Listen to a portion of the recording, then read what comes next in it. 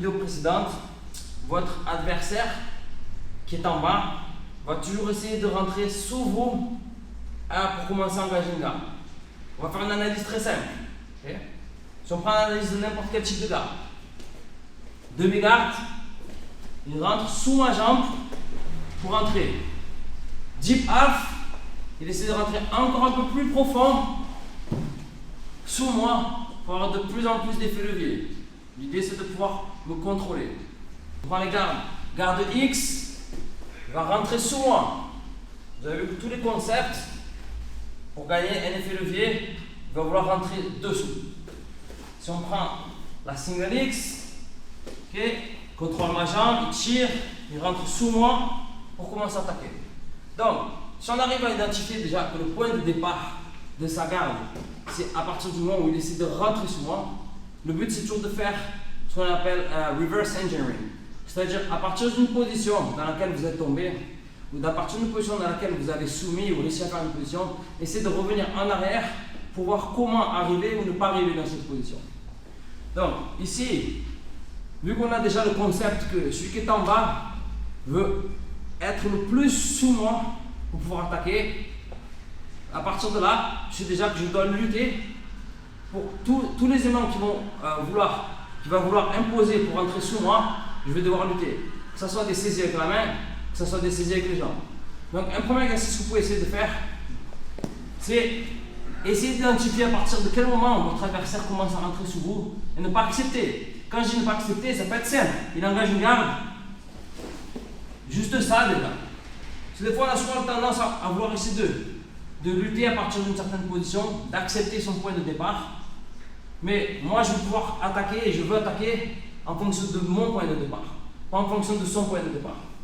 Donc, n'importe quelle position, si j'accepte une saisie, si j'accepte une de la rive, c'est comme si j'acceptais un 1-0. On va imaginer que là il y a 0-0. Okay? Il n'y a pas de saisie, il n'est pas sur moi. Il s'approche, saisie, 1-0. J'ai 0 saisie, il a une saisie. Donc il est forcément en position d'avantage. Quand je vais poser ma deuxième saisie, on va être éventuellement un partout. Mais il a déjà plus ou moins le setup qu'il voulait. Donc ici, l'exercice, ça va être de ne pas accepter ni de saisie, ni de ne pas accepter qu'il rentre sur moi. Donc juste un exercice simple, il va essayer d'engager une garde.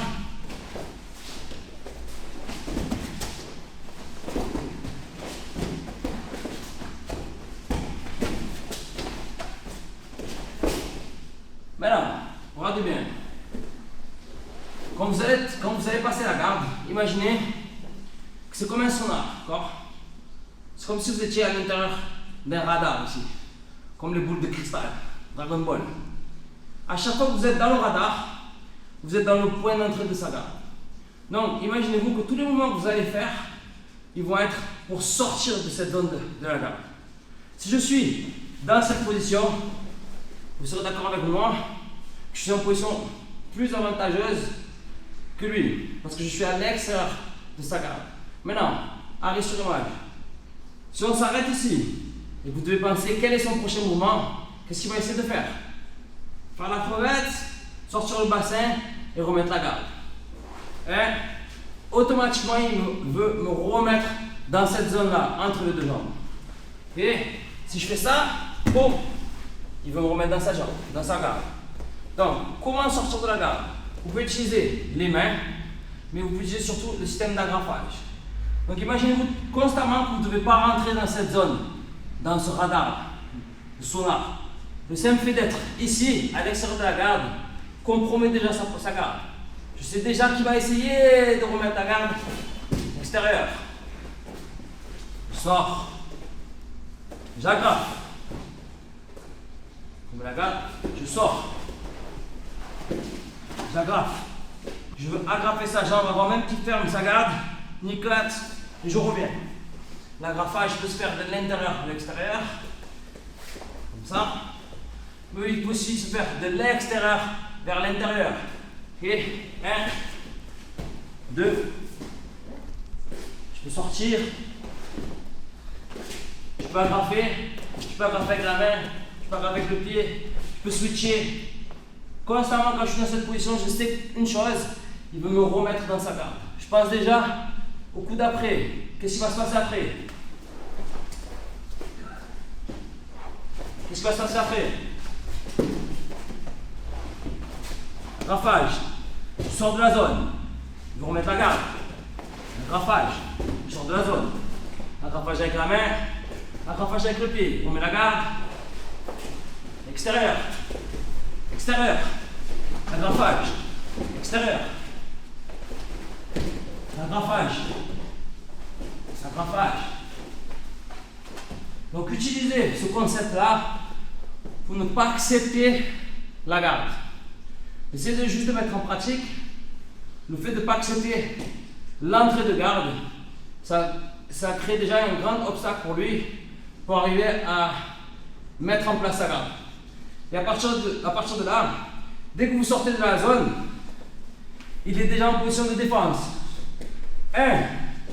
Boum, il est déjà en train de se dire qu'est-ce que je peux faire pour remettre la garde. Ce qui veut dire que vous êtes dans la position confortable contre inconfortable. Et si vous arrivez à capitaliser le moment où vous êtes à l'extérieur de la garde pour effectivement passer la garde et avoir toujours ce 1 ou 2 temps d'avance, ce sera plus facile pour passer que si j'accepte les saisies. Là, je suis dans la demi-garde, je dois faire beaucoup plus d'efforts, beaucoup plus m'ajuster pour arriver à passer la garde. Okay? Donc, juste ce petit drill, essayez de mettre ça en place dans votre jeu. Il y a plein de manières de passer la garde. Ça, c'est juste, on va dire, une clé que vous pouvez ajouter dans votre trousseau pour passer la garde d'une autre manière. Il y a des passages en pression, il y a des passages plus aériens, mais le concept du passage, c'est toujours d'arriver à sortir de la zone de la garde, indépendamment du passage. Prenez un knee slide, il faut sortir de la zone du passage. Toreano, je suis à l'extérieur de la garde. Long step, je sors de la garde. N'importe quel type de passage, c'est sortir de la garde. Ok? Donc petit drill, tranquille en mode flow. Extérieur, extérieur, extérieur. Agrafage, extérieur, agrafage. Agrafage, agrafage. Hop. Extérieur, extérieur, extérieur, agrafage, passage. Ok? Mettez en place ce petit drill avec votre partenaire de manière intelligente, c'est-à-dire votre partenaire vous laisse travailler, mais vous laissez aussi travailler votre partenaire et vous switchez et ensuite essayez de connecter ce drill avec vos passages. Ok?